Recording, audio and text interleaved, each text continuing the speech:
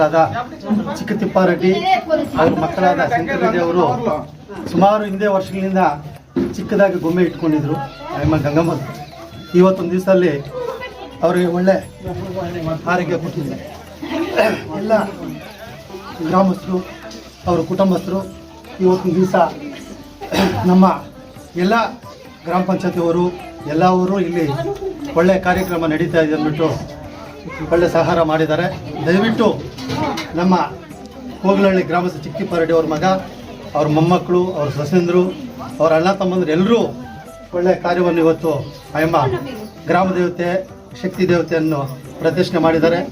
ಎಲ್ರಿಗೂ ಒಳ್ಳೆಯದಾಗಲಿ, ಎಲ್ಲರನ್ನಿಂದನೂ ಆಗಲಿ ಈ ಕೆಲಸ ಮಾಡೋಕ್ಕೆ. 100 ಜನ 10 ಜನಕ್ಕೆ ಒಬ್ಬರು ಈ ಕೆಲಸ ಮಾಡ್ತಾರೆ.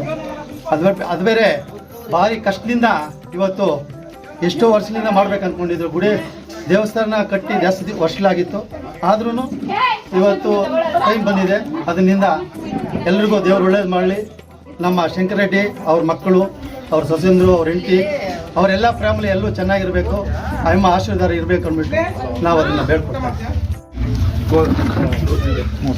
ಕೋಗ್ಲಹಳ್ಳಿ ಗ್ರಾಮದಲ್ಲಿ ಗಂಗಮ್ಮ ಪ್ರತಿಷ್ಠಾಪನೆ ಶಂಕರ್ ರೆಡ್ಡಿ ಅವರು ದೇವಸ್ಥಾನ ಅವರ ಅಪ್ಪನವ್ರ ಕಾಲದಲ್ಲಿ ಸುಮಾರು ವರ್ಷಗಳಲ್ಲಿ ಕಟ್ಟಿದಂಥ ದೇವಸ್ಥಾನ. ಹಿಂಗೆ ಇದ್ರೆ ಆಗಲ್ಲ.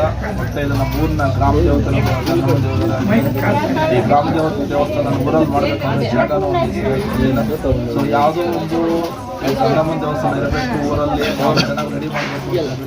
ಇವತ್ತು ಅವರಪ್ಪ ಮಾಡಿದಂಥ ದೇವಸ್ಥಾನನ ನೂತನವಾಗಿ ಕಟ್ಟಡವನ್ನು ಏನು ನವೀಕರಣಗೊಳಿಸಿ ಪ್ರತಿಷ್ಠಾಪನೆಯನ್ನು ಆಚರಿಸಿದ್ದಾರೆ. ಆದ್ದರಿಂದ ನಾವು ಅವ್ರ ಕುಟುಂಬದವರಿಗೆ ಸದಾ ಗಮನ ತಾಯಿ ಒಳ್ಳೆಯದು ಮಾಡಿಕೊಡ್ತಾ ನಾನು ಈ ಊರಿನ ಗ್ರಾಮ ಪಂಚಾಯತ್ ಸದಸ್ಯರಾಗಿ ನಾನು